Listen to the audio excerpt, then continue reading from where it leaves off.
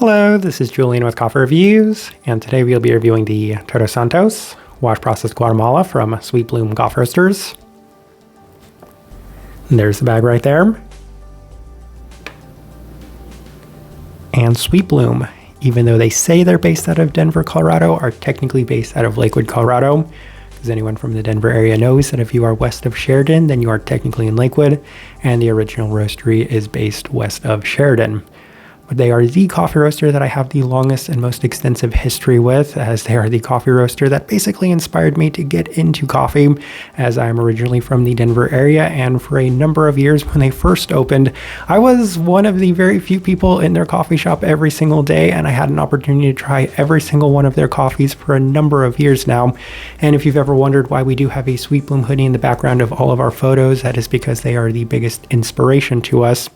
However, a couple of years ago, they did make a transition from the San Franciscan to the Loring, and since then I haven't been as big of a fan of their coffees. That being said, since I do go back to Denver pretty regularly, I have had an opportunity to try their coffees since they have made that transition, and I have noticed that I'm enjoying them more and more as the years go on, so as a result, I definitely wanted to try out and review one of their coffees once again, as it's been over 2 years since we last reviewed one of them. So it'll be interesting to see how it turned out, as this right here is day 25.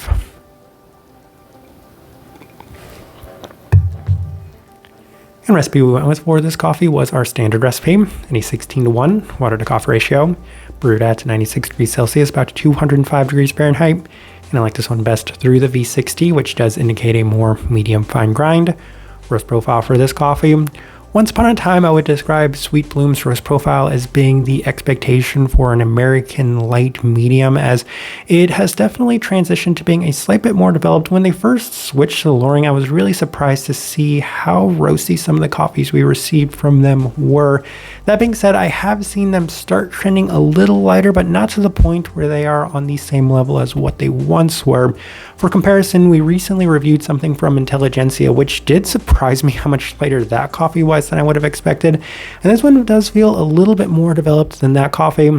Granted, it is a Guatemalan coffee, so that could be part of the reason, though truth be told, based off some of the recent experiences I've had at their cafes, I would still align them with being on the more developed side of that medium light. Definitely not to the point where they're at that true medium or lighter side of the medium, but still definitely a little bit more developed than what you'd expect from, I would say, the average higher end American-based coffee roaster these days. Hopefully that gives you a good idea. With all that out of the way, let's go and start discussing this coffee. Day 7, first impression, and I did have a pretty good idea that this coffee was probably going to be ready to start at day 7, given just how much history I had with Sweet Bloom, as honestly was just kind of hoping that from that point going forward, it would just improve from there. And the coffee was just a little bit lighter than I've recently experienced from some of their coffees. As mentioned, I've been in their coffee shop, and some of their Ethiopias can be, I wouldn't necessarily say particularly light, but just lighter in general than some of the other stuff I do have in Denver at that time, but it still wasn't necessarily the lightest coffees. There is a bit of cleanliness and definition to it, especially in the listed pair scents, as there was a bit more of a palm fruit sugariness and brightness than expected. It was a little bit more similar to the pre-Loring experiences that we did have from Sweet Bloom, so that in itself was a really lovely first impression. It did give me shades and memories of what we once had from Sweet Bloom. For anybody that never had Sweet Bloom, I want to say it was pre-2019. Their coffees had such a wonderful, unique sweetness to them, every single coffee, and I used to really enjoy a lot of their Central South American coffees, largely because you can expect the African coffees to have a lot of fruit characteristics to it, but I was surprised at just how often their Central and South American coffees were as sweet as they were. Day 9 through the Chemex, and the coffee wasn't quite as impressive today, as it's still better than the expectations that we did have, as there's plenty of intensity to it in a more traditional sense. However, it did feel a little bit more robust, so I was getting a little bit more of the development to this coffee this time around.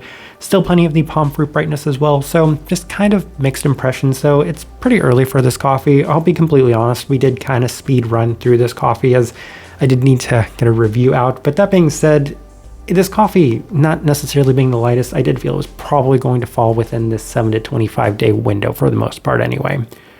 Day 11 through the UFO brewer, and the coffee was offering the most amount of cleanliness and intensity that it has up to this point, as there's a combination of this coffee naturally opening up with time, as well as this brew method possibly being ideally suited for this coffee, as it's traditionally, yet again, with a little bit more of a toffee-like sweetness. And I say that this brewer might actually be kind of ideal for this coffee because I could see Sweet Bloom being pretty close to a lot of the Korean-based coffee roasters that we review in terms of development these days. And given that the UFO brewer seems to work pretty well with Korean-based coffee roasters, then I felt like that was a pretty good fit. And I was pleasantly surprised with the way that the coffee turned out on this day. Day 13 through the V60 with some lower extraction adjustments, so 17-1 and 93 degrees Celsius. And the coffee is still solid, but not quite as impressive, as it's offering a little less definition to the previously pronounced palm fruit qualities. A bit more traditional once again, as there's a slight chocolate characteristic with plenty of intensity yet again, so a lot more in line with your expectations for a Guatemalan coffee. Day 15 through the Chemex with the same adjustments, and the coffee's still okay. It feels like the coffee either has already started to drop off ever so slightly, or it doesn't benefit from lower extraction adjustments, which I was kind of surprised by. It's a bit generic today, as it does continue to offer more of the robust chocolate base, so just okay once again. Day 17 through the V60 with the lower extraction adjustments, and the coffee has had a little bit of a revitalization, so 15-1 at 93 Celsius, I should note that, as it's a cleaner and sweeter presentation of the traditional characteristics to go with a well-defined brightness, so it was nice once again. And on day 20, we opted for the Chemex with the same adjustments, and there were some mixed results, as the coffee does feel a little tame without the same intensity, but it also meant less of the undesirable qualities that we were experiencing, primarily highlighting the more robust characteristics of this coffee. A slight honey feel, but once again, pretty chocolate forward. And on day 22 through the V60 with our standard recipe, and the coffee was not quite as good as the first impression, which is a little unfortunate given that the first impression in theory should have been just the coffee beginning, but towards the end at that day 22 mark, it really did seem to accentuate a lot more of the robust characteristics with a little less structure and some liveliness to the palm fruit characteristics once again. So there is plenty of the traditional feel, nuts, caramel, chocolate with a bit of a toffee-like quality, but again, the robust quality was really kind of taking this coffee back for me. I do wonder if they have listed on here when you should finish this coffee, because once upon a time I do believe that they were in line with the idea that it drops off around the 3 to 4 week mark, but I would imagine that given how a lot of things have changed, and I usually got better results from Sweet Bloom post that time frame, then it would be interesting to know where they suggest finishing their coffees. All right, so let's go ahead and put up the tasting wheel so you can see what we're getting.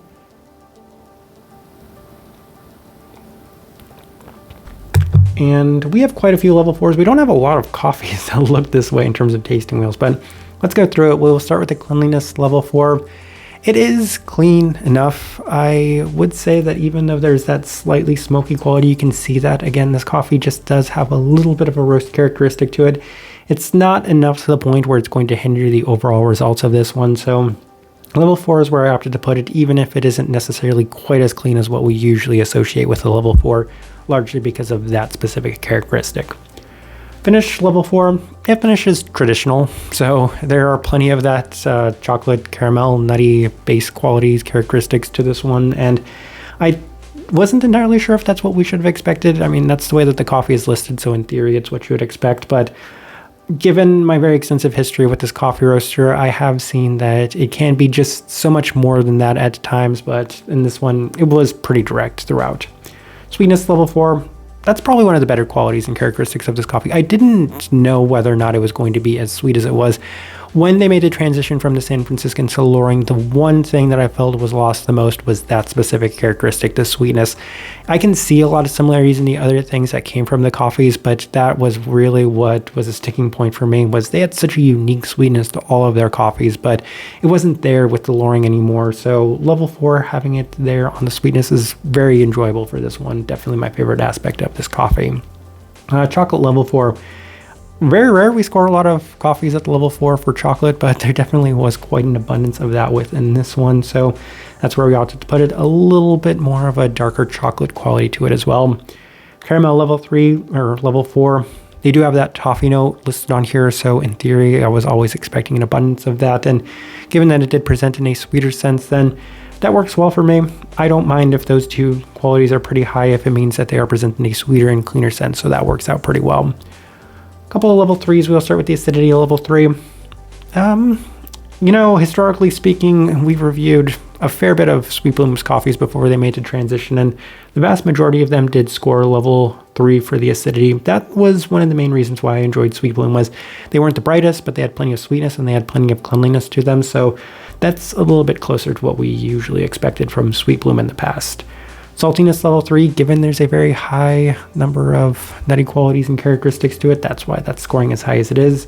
Citrus fruit level 3, there are plenty of the palm fruit qualities, and that's the best place to put them in this tasting wheel, so that's what that highlights. So the apple-like characteristics, the pear-like characteristics of this coffee, which is also very enjoyable when you are able to get that in a cleaner and sweeter, more sugary sense. Savoriness level 3, once again, that's the nutty qualities and characteristics of this coffee. And then the final thing worth discussing, body level 3. So all of that fully expected for a Central American coffee. And yeah, as I'm looking at this tasting wheel, I definitely think it's a pretty good representation of what we're getting from this coffee. Though I do want to highlight the florality is at a level 2, and that's also pretty atypical for the vast majority of coffees that we do review on this channel. All right, so my overall thoughts and impressions of this coffee. I do feel like it's pretty close to in line with what I've experienced from Sweet Bloom. Now, as mentioned, it's been 2 years since we last reviewed one of their coffees, and in that time, I think I've been to their coffee shop probably about a half dozen times or so, and some of the coffees I have from them I'm pleasantly impressed with, and some of the coffees I don't necessarily have the best impression with. And I feel like once upon a time, what always stood out to me about Sweet Bloom was their less utilized origins. So your El Salvadorian coffees, your Guatemalan coffees. I remember when they released that Papua New Guinea coffee and everybody in Denver was losing their minds over it.